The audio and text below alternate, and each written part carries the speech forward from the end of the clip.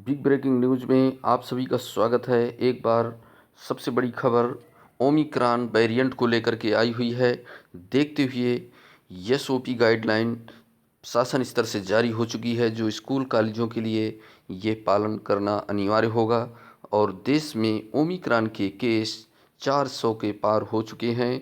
इन राज्यों में फिर से लग सकता है लॉकडाउन। यदि आप चाहते हैं इसी प्रकार के इन्फॉर्मेटिव वीडियो आपको एक ही प्लेटफॉर्म पर उपलब्ध होते रहे, तो इस चैनल को सब्सक्राइब कर लीजिए और देखते हैं इस वक्त की सबसे बड़ी खबर।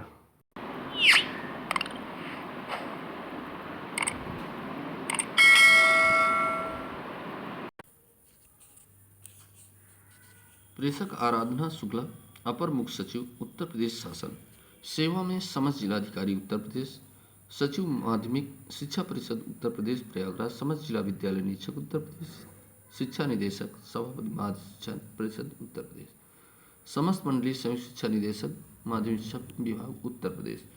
ये 24 दिसंबर 2021 का ये आदेश है। साथियों, कोविड-19 के परिप्रेक्ष्य में प्रदेश में संचालित समस्त शिक्षा बोर्डों के विद्यालयों में भौतिक रूप से पठन पाठन प्रारंभ किए जाने के संबंध में महोदय, राजस्व विभाग के शासनादेश संख्या सबटित उत्तर प्रदेश आपदा प्रबंधन के अंतर्गत कोरोना वायरस के बढ़ते संक्रमण को आपदा घोषित किया गया है। शिक्षा बोर्डों के विद्यालयों को कोविड-19 के प्रोटोकॉल का अक्षरशः अनुपालन सुनिश्चित करते हुए पठन पाठन हेतु भौतिक रूप से खोले जाने के संबंध में आदेश निर्गत किए गए थे। शिक्षा मंत्रालय भारत सरकार नई दिल्ली के पत्र दिनांक 17 दिसंबर 2021 द्वारा विद्यालयों को खोले जाने के संबंध में पूर्व में निर्गत एसओपी गाइडलाइन की में मॉडिफिकेशन किए जाने के संबंध में आदेश निर्गत किए गए हैं। इस संबंध में शिक्षा मंत्रालय भारत सरकार नई दिल्ली के उक्त दिनांक 17 दिसंबर 2021 द्वारा दिए गए निर्देश के क्रम में मुझे यह कहने का निर्देश हुआ है कि सत्र को नियमित रखने, छात्र हित, जनहित तथा कोविड-19 के नवीन वायरस ओमिक्रॉन की संक्रमण की दर को नियंत्रित करने के दृष्टिगत शासन द्वारा सम्यक विचारोपरांत प्रदेश में संचालित समस्त शिक्षा बोर्डों के विद्यालयों में भौतिक रूप पठन पाठन प्रारंभ किए जाने की अनुमति निम्नलिखित शर्तों के अधीन प्रदान की जाती है। विद्यालय खोले जाने से पूर्व उन्हें पूरी तरह से सैनिटाइज किया जाए तथा यह प्रक्रिया प्रतिदिन नियमित रूप से सुनिश्चित की जाए। विद्यालयों में सैनिटाइजर, हैंड वॉश एवं थर्मल स्कैनिंग की व्यवस्था सुनिश्चित की जाए। विद्यालयों को हैंड सैनिटाइज करने के पश्चात ही विद्यालयों में प्रवेश दिया जाए। विद्यालय में प्रवेश के समय तथा छुट्टी के समय मुख्य द्वार पर स्पेशल डिस्टेंसिंग यानी सोशल डिस्टेंसिंग का अनुपालन सुनिश्चित किया जाए। विद्यालय में आने एवं जाने के समय शारीरिक सामाजिक दूरी के साथ ही कोविड-19 के प्रोटोकॉल मानकों का पालन किया जाए। विद्यार्थियों को पंक्तिबद्ध करते समय तथा विद्यालय के अंदर भी कम से कम 6 फीट की शारीरिक दूरी का पालन किया जाए। विद्यालय में यदि एक से अधिक प्रवेश द्वार हो तो उनका उपयोग सुनिश्चित किया जाए। कई बार स्पर्श की जाने वाली सतहों जैसे स्टीयरिंग, दरवाजों की हैंडल, चाबियां आदि को नियमित रूप से विसंक्रमित किया जाए। पंक्तियों को व्यवस्थित करने के लिए पर्याप्त दूरी के साथ निश्चित मार्किंग की जाए। यदि विद्यार्थी स्कूल बसों से विद्यालय आते हैं तो स्कूली वाहनों को आंतरिक एवं बाह्य दोनों ओर से दिन भर में नियमित रूप से सोडियम हाइपोक्लोराइट विलेन स्प्रे का उपयोग करते हुए कम से कम 2 बार सैनिटाइज किया जाए। स्कूल के ड्राइवर एवं कंडक्टर द्वारा हर समय विशेषकर उनके लिए निर्धारित स्थानों पर शारीरिक दूरी का अनुपालन किया जाए। उनके द्वारा बस में विद्यार्थियों के मध्य शारीरिक सामाजिक दूरी सोशल सुनिश्चित की जाए तथा कोविड-19 की प्रोटोकॉल अक्षर से अनुपालन किया जाए। सभी शिक्षकों, विद्यार्थियों तथा विद्यालय के अन्य कर्मचारियों को अनिवार्य रूप से मास्क पहनने हेतु दिशा निर्देश निर्गत किए जाएं। विद्यार्थियों को कक्षा में 6 फीट की दूरी पर बैठने की व्यवस्था सुनिश्चित की जाए। विद्यालयों में प्रार्थना सभा, सांस्कृतिक आयोजन, खेल आधारित गतिविधियां, वार्षिकोत्सव, प्रदर्शनी आदि का आयोजन कोविड-19 की प्रोटोकॉल का अक्षरशः अनुपालन सुनिश्चित करते हुए किया जाए। विद्यार्थियों को उनके माता पिता, अभिभावकों की लिखित सहमति के उपरांत ही पठन पाठन हेतु विद्यालय बुलाया जाए। विद्यालय में उपस्थित हेतु लचीला रुख अपनाया जाए तथा किसी विद्यार्थी को विद्यालय आने के लिए बाध्य न किया जाए। घर से अध्ययन करने के इच्छुक विद्यार्थियों के लिए ऑनलाइन क्लास की सुविधा उपलब्ध कराई जाए। कोविड-19 के फैलाव तथा उससे बचाव के उपायों से समस्त विद्यार्थियों को जागरूक किया जाए।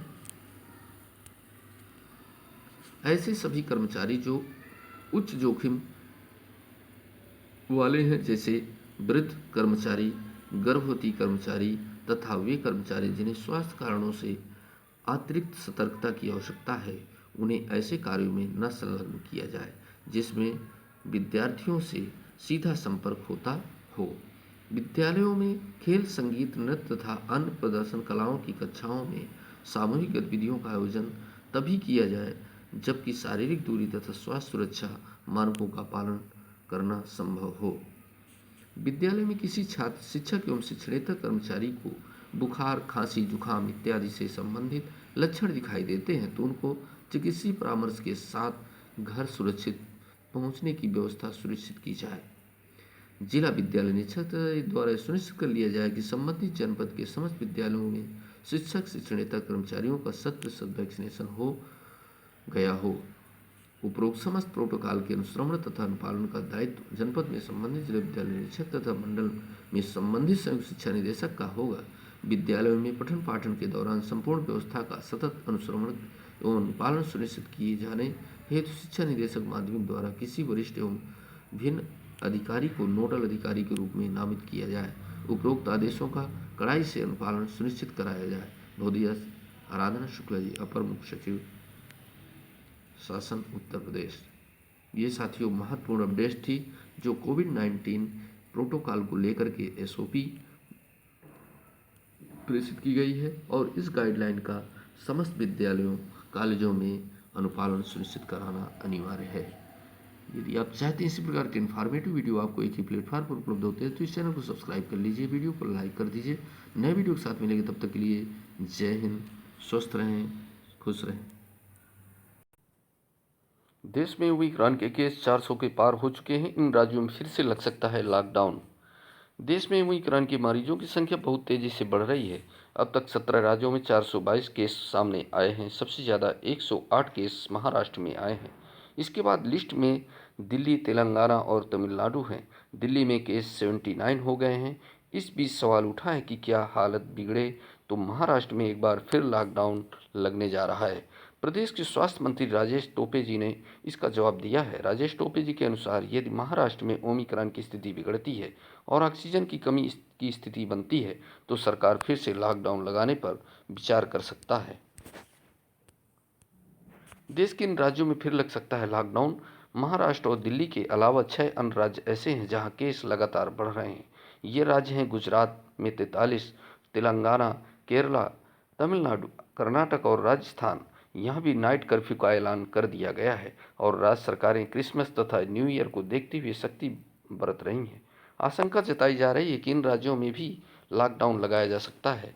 हरियाणा, उड़ीसा और आंध्र प्रदेश जैसे राज्यों ने प्रत्येक में 4 मामले दर्ज किए हैं।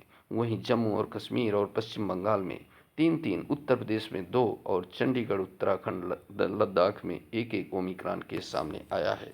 किस राज्य में ओमिक्रॉन के कितने मरीज हुए ठीक? महाराष्ट्र में 42, दिल्ली में 23, गुजरात में 5, तेलंगाना में 0, केरला में 1, तमिलनाडु में 0, कर्नाटक में 15, राजस्थान में 19, हरियाणा में 2, उड़ीसा में 0, आंध्र प्रदेश में 1, जम्मू और कश्मीर में 3, पश्चिम बंगाल में 1, उत्तर प्रदेश में 2, चंडीगढ़ में 0, लद्दाख में 1। महाराष्ट्र फिर लॉकडाउन की आशंका से इनकार नहीं किया जा सकता है। महाराष्ट्र के स्वास्थ्य मंत्री राजेश टोपे ने शनिवार को संकेत दिया कि वर्तमान में फिर से लॉकडाउन की आशंका से इनकार किया जा सकता है।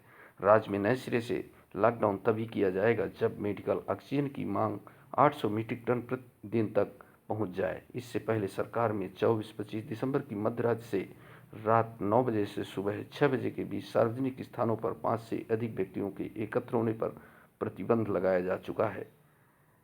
महाराष्ट्र सरकार ने कोविड-19 के प्रसार को रोकने के लिए क्रिसमस के लिए विशेष दिशा निर्देश भी जारी किए थे। ये साथियों बहुत ही महत्वपूर्ण थी आज की ताज़ा अपडेट्स पाने के लिए। यदि आप चाहते हैं इस प्रकार के इन्फॉर्मेटिव वीडियो आपको एक ही प्लेटफॉर्म पर उपलब्ध होते रहे तो इस चैनल को सब्सक्राइब कीजिए, वीडियो के अंत में लाइक कर दीजिए। नए वीडियो के साथ मिले, तब तक के लिए जय हिंद।